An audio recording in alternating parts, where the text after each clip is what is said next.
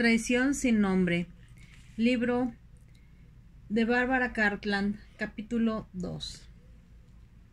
Lord Strathclyde se puso de pie y preguntó: ¿Le gustaría presenciar algunos bailables típicos de estas tierras? Me encantaría, repuso Leona. Su madre le había contado que en todos los castillos escoceses existía lo que se conocía como el Salón del Jefe, lugar donde el principal del clan recibía a sus seguidores, se discutían los planes de batalla y se agasajaba a los huéspedes. A pesar de conocer su importancia, Leona no pudo dejar de sorprenderse.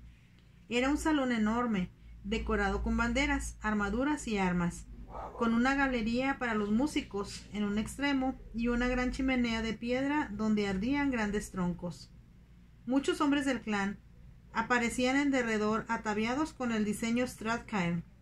Lord Strathclyde condujo a Leona hacia una pequeña plataforma próxima a la galería de los músicos, donde estaban colocadas 2 sillas de alto respaldo, labradas con signos heráldicos. En cuanto se sentaron, los hombres del clan iniciaron su danza. Leona siempre había oído hablar de la agilidad y destreza de los escoceses en el arte de la danza, y ahora comprendía que los relatos no fueron exagerados. Bailaban sobre la punta de los pies por encima de espadas cruzadas, y mientras las gaitas marcaban el ritmo, Leona pensó que era un espectáculo maravilloso. Pensó que la figura de Lord Strathclyde era la encarnación perfecta de un jefe, y recordó cómo en el pasado los jefes eran los reyes de sus valles.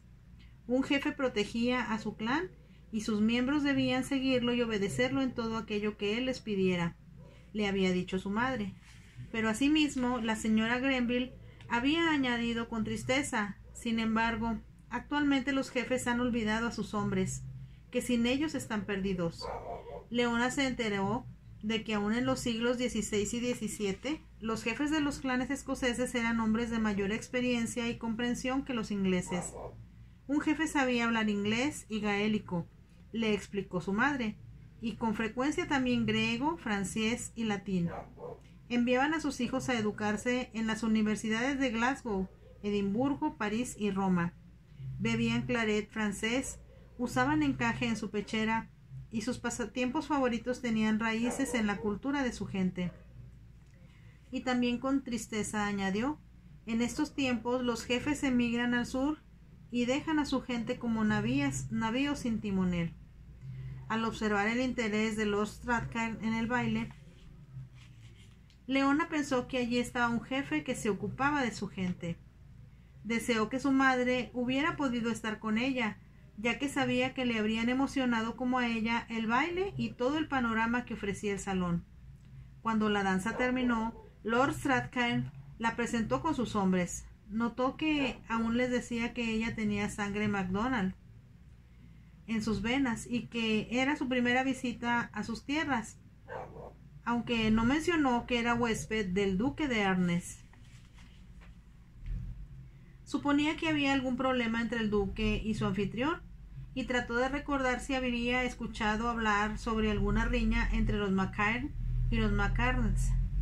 Intentó recordar aún más lo que su madre le relatara acerca de Escocia y sus leyendas, plenas de colorido, sus guerras y supersticiones. Pero en la lejana Inglaterra todo eso parecía irreal. Mas ahora que se hallaba en Escocia, Leona se sentía vibrar ante todo lo que la rodeaba, tal como si sintiera al escuchar las primeras notas de las gaitas que le provocaron una rara emoción exaltada y jamás antes sentida. Después de felicitar a los danzantes, Lord Strathclyde escoltó a Leona de regreso al salón del primer piso. «Gracias», le dijo ella, «se lo agradezco más de lo que puedo expresar». ¿Lo disfrutó? Fue una emoción maravillosa. Mamá tenía razón al afirmar que nadie al bailar podía ser más ligero que un escocés. Se acercaron a la chimenea y se detuvieron frente a ella. Las flamas dibujaban destellos en la cabellera de Leona, de tal modo que parecía rodearla un halo de luz. Escucharon el soplo intenso del viento y la lluvia que azotaba las ventanas. «Bendigo al mal tiempo por haberla traído esta noche. Es algo que nunca esperé», comentó Strathclyde con voz profunda. «Para mí ha sido como un encantamiento. Leona levantó la vista hacia él y nuevamente quedó presa del hechizo que emanaba de la embrujante expresión de sus ojos. ¡Qué bella es! El tono de la voz de Lord Strathclyde la hizo enrojecer. Turbada, desvió la mirada hacia el fuego. Se hizo el silencio. Instantes después, Leona preguntó: ¿Habita usted aquí todo el año? Aquí está mi hogar, la razón de mi existencia. Para su sorpresa, le contestó con un tono diferente de voz. Había algo cortante, casi duro en su respuesta, y ella lo miró sorprendida, pero él agregó: Con seguridad está cansada, señorita Grenville. Ha sido un día exhaustivo. Supongo que desea retirarse.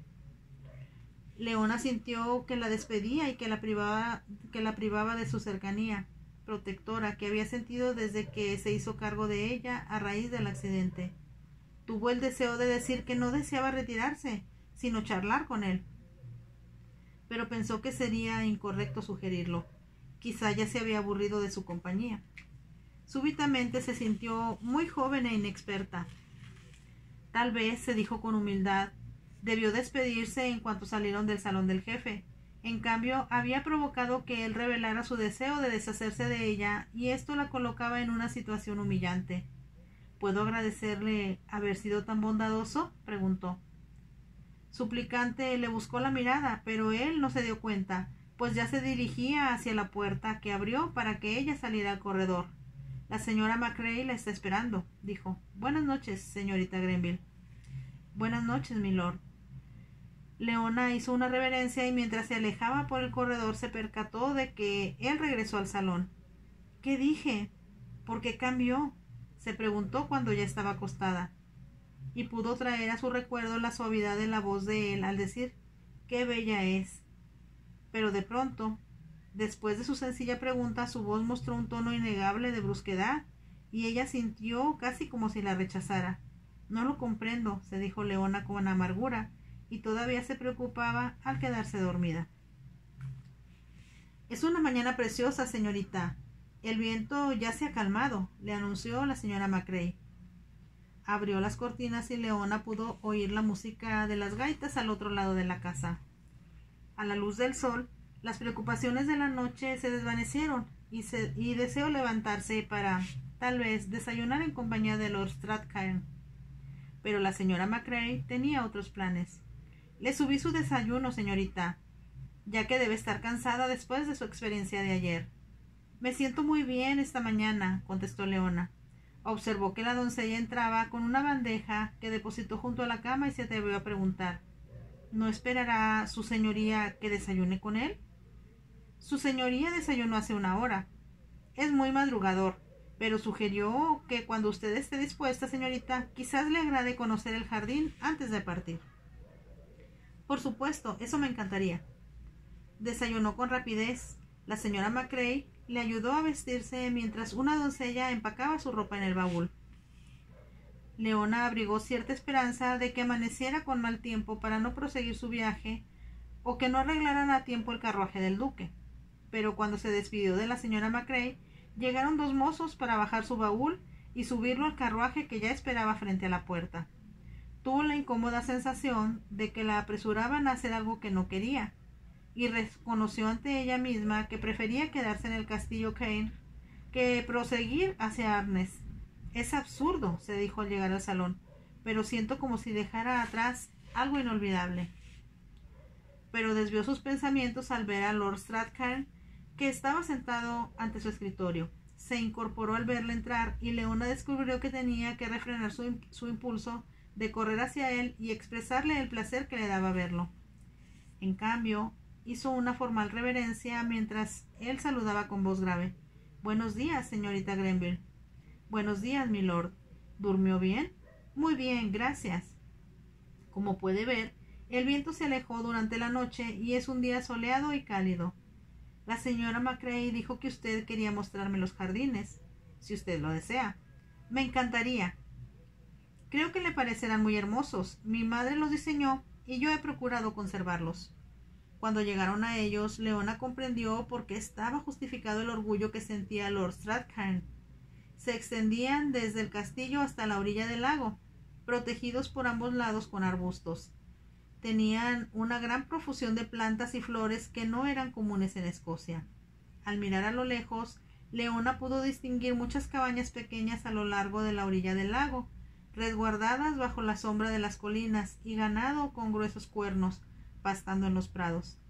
¿Tiene muchas hectáreas de terreno?, preguntó. No tantas como me gustaría, pero hacia el este llegan hasta el mar y hacia el sur hasta Inverness-shire. ¿Y hacia el norte?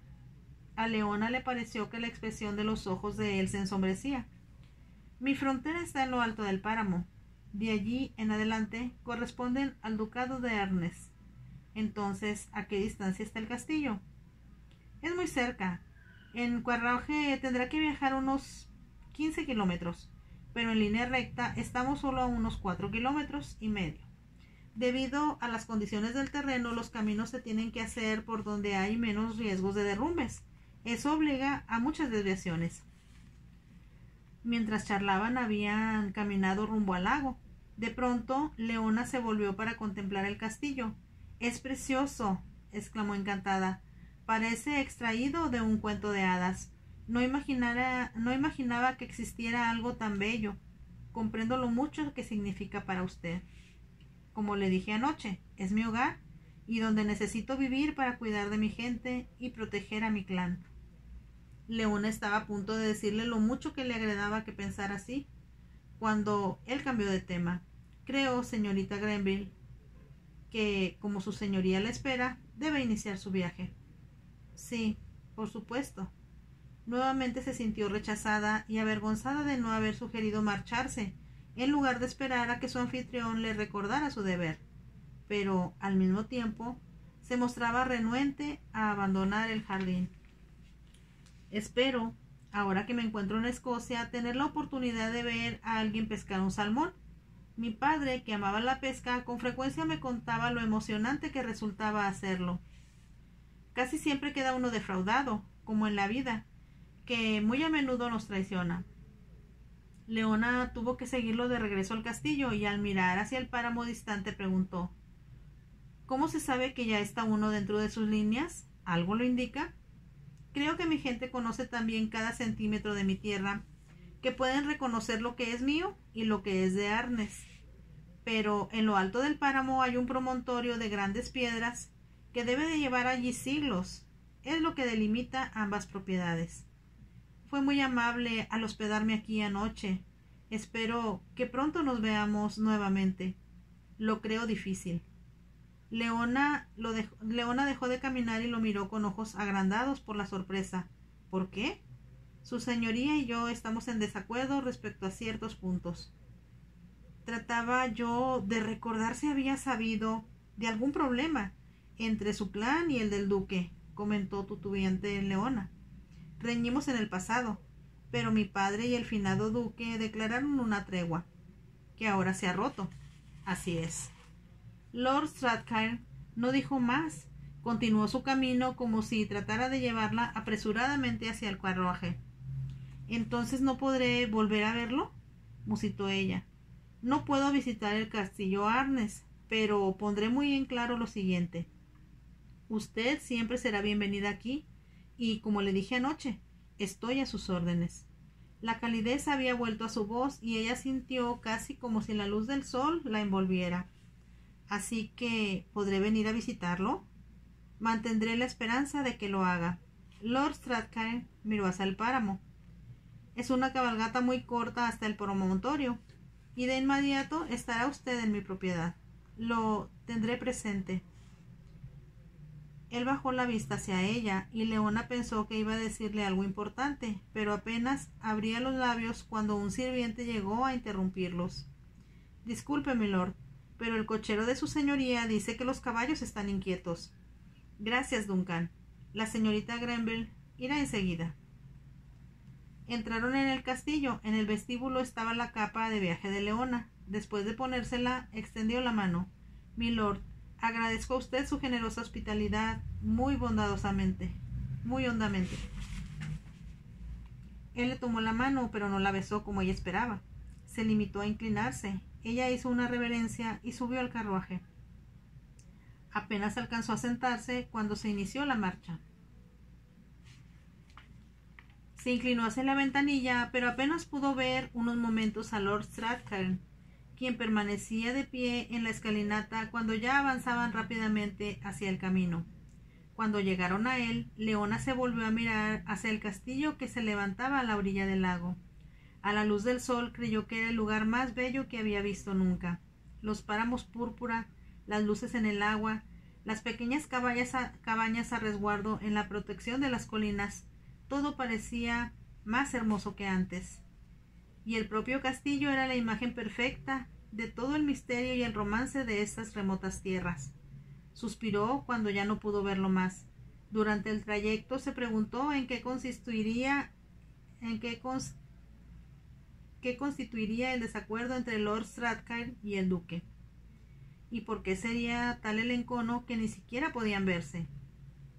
No olvidó la expresión de su rostro cuando le dijo que viviría en el castillo Arnes. ¿Por qué le sorprendía tanto? Y recordó que el vehemente temperamento de los escoceses jamás olvidaba un insulto. Solo le bastaba recordar la forma en que su madre hablaba de los Campbell para saber los profundos que podían ser sus sentimientos. Tal vez pueda yo lograr que sean amigos nuevamente, pensó. Sabía que su buen deseo obedecía a la necesidad de poder ver una vez más a Lord Strathclyde. El camino que transitaba era angosto y peligroso, pero los caballos avanzaban a buen paso y Leona calculó que habían recorrido una distancia aproximada de 6 o 7 kilómetros, cuando de pronto aminoraron el paso y se escuchó el ruido de voces. Se asomó a la ventana y con asombro advirtió que había mucha gente congregada alrededor de una cabaña.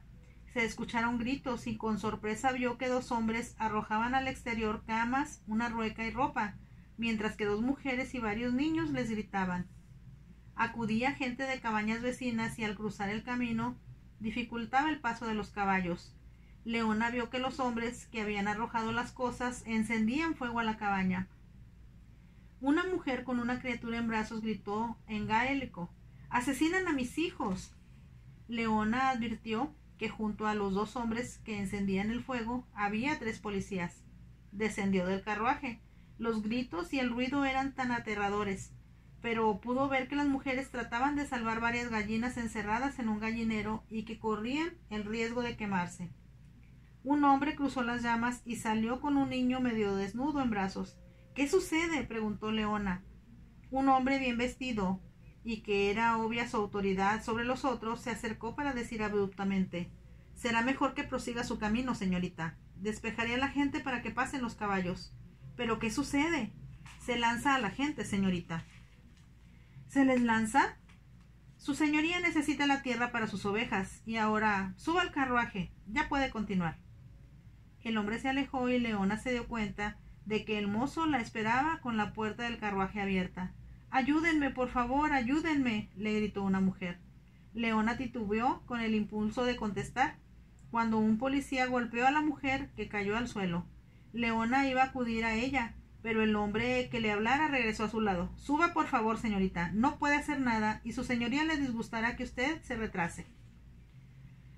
Leona quiso protestar por la forma en que se trataba a las mujeres y a los niños, pero inesperadamente se encontró arriba del carruaje. Se cerró la puerta y los caballos emprendieron la marcha. Se asomó por la ventanilla para contemplar la cabaña en llamas. Advirtió que la gente que presenciaba el lanzamiento, anticipando lo que les esperaba, empezaba a sacar sus propias cosas de las otras cabañas. Se reclinó sobre el asiento. Se sentía desfallecer ante el horror de lo que había presenciado. Recordó cómo su madre, por lo general dulce y tierna, hablaba con indignación y a veces hasta sollozaba de tristeza al mencionar cómo se llevaban a cabo esos lanzamientos. Pero todo eso parecían ser hechos de pasados tiempos. Sin embargo, Leona se daba cuenta de que era una crueldad actual. Su madre le contó cómo hacia 1762 Sir John Lockhart Ross había introducido la cría de ovejas en el norte y paulatinamente destruyó el alma y el espíritu de las tierras altas. Sus 500 animales sobrevivieron, a pesar de que todos creían que no soportarían las inclemencias del clima, y como la lana era valiosa, los demás terratenientes vieron en ello una nueva fuente de riqueza. Muchos de ellos estaban casi en bancarrota, y súbitamente comprendieron que sus improductivos páramos y valles eran tierra propicia para el criadero de ovejas. Por supuesto, el primer imperativo sería desalojar a sus habitantes. Durante siglos estos habían soportado duros inviernos, erigiendo sus pequeñas cabañas y criaban su ganado, y se negaban a creer que debían abandonar sus hogares y la tierra que suponían suya en absoluto. Acudieron a sus jefes, pero no recibieron ninguna ayuda. Tuvieron que emigrar hacia la costa o a tierras extrañas al otro lado del mar, y los que se negaban a obedecer veían quemar sus chozas y soportaban ser tratados como criminales. Desde niña, Leona había sabido acerca de los oprobios que se les infligieron, primero en Sutherland y después en Ross. Para su madre era una traición a todo lo que ella creía, a lo que era su legítima herencia, pero la señora Grenville estaba muy lejos de casa y le era difícil formarse una idea acerca de lo que ocurría, y porque no había quien defendiera la causa de esos pobres. Todo había sucedido antes que Leona naciera, y solo 5 años atrás, hacia 1845, se levantó una controversia y se lanzaron acusaciones contra los lanzamientos a través de un periódico. Se publicó que 90 familias habían sido arrojadas de Glencaville y tuvieron que refugiarse en el atrio de una iglesia porque no tenían a dónde guarecerse. La señora Grenville leyó con voz alta la noticia mientras las lágrimas le corrían por las mejillas. Bajo un clima húmedo y frío, la gente salió del valle llevando en viejas carretas sus míseras pertenencias. Se decía que era el resultado de una actitud despiadada, fría y calculadora, que era tan increíble como inhumana. ¿Por qué nadie lo impide, mamá?, había preguntado. Esa gente comentó que nunca vieron a su terrateniente y que habían sido sus representantes quienes se comportaron tan brutalmente. A Leona le resultó difícil comprenderlo, pero ahora, al escuchar los llantos de los niños y ver la expresión desdichada en los rostros de quienes veían quemar sus cabañas, se sintió enferma de indignación. Y sabía quién era el responsable. No tenía objeto cegarse al hecho de que viajaba por tierras del duque, y eran sus inquilinos a quienes se lanzaba. Tendrían que dirigirse hacia la costa.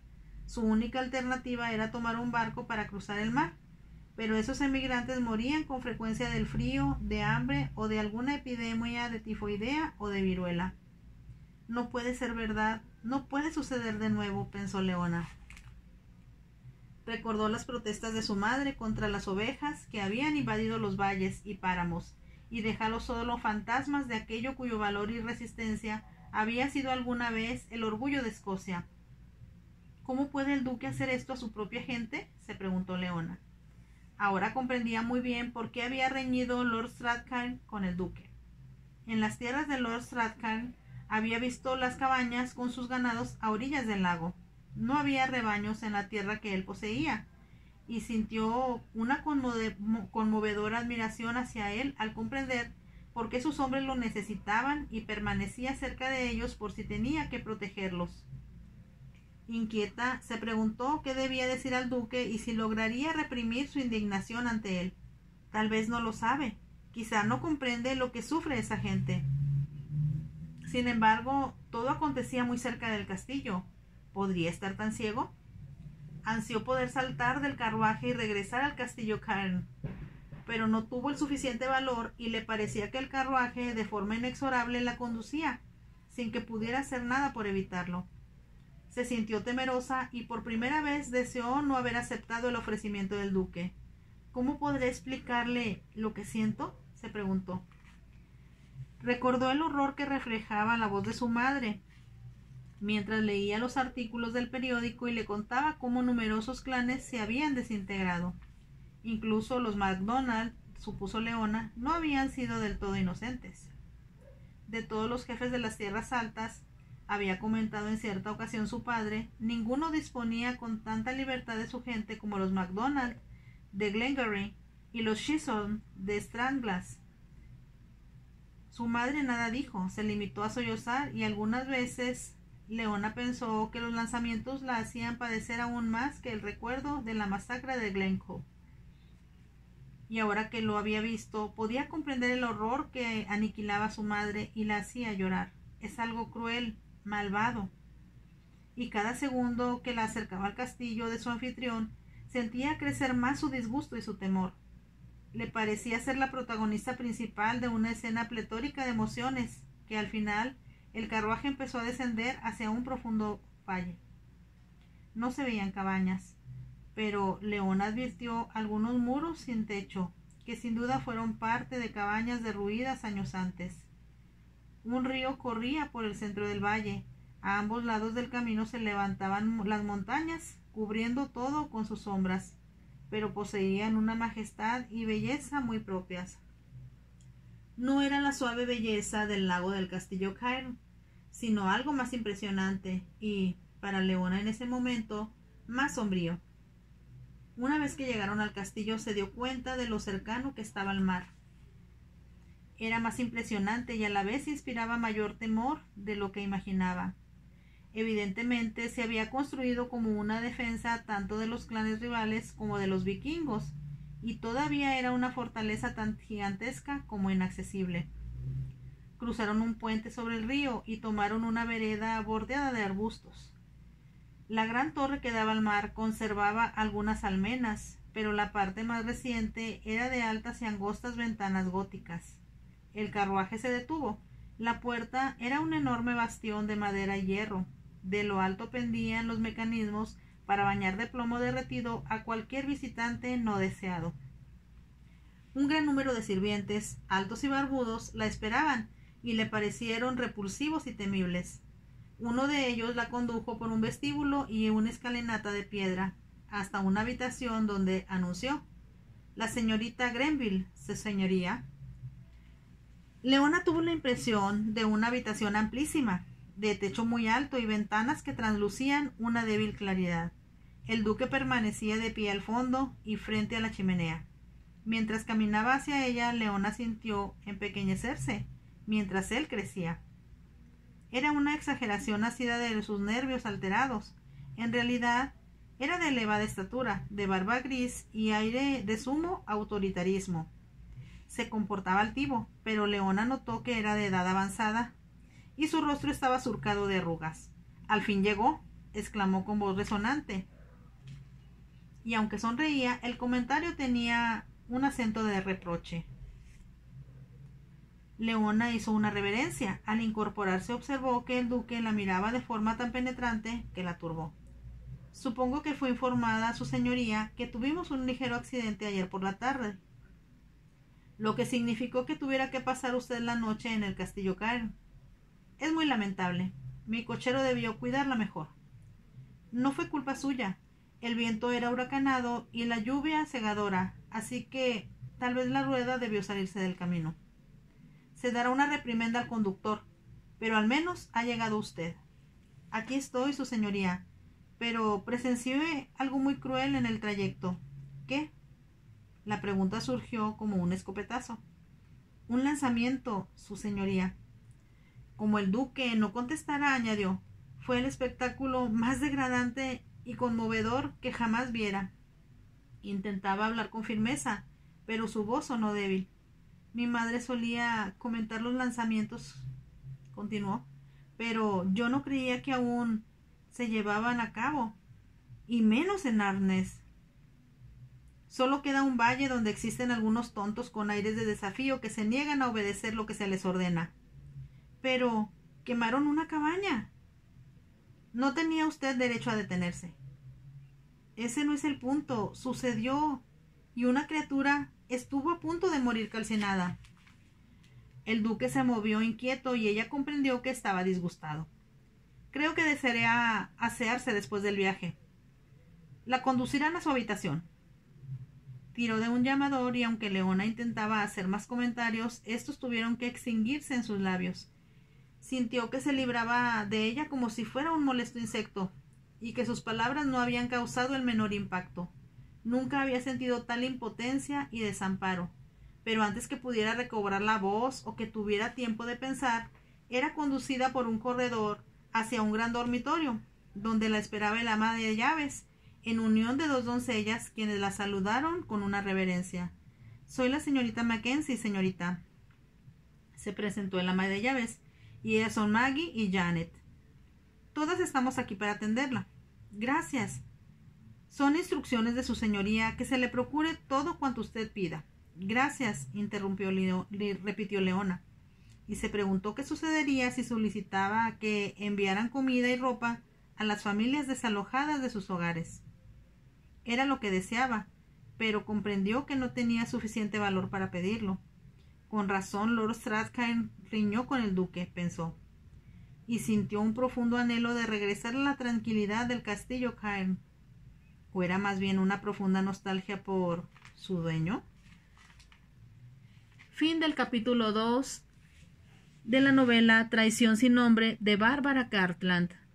Si te gustó mi lectura, deja un dedito arriba y también puedes suscribirte a mi canal. No cuesta nada y sí me ayudarías mucho. Hasta la próxima.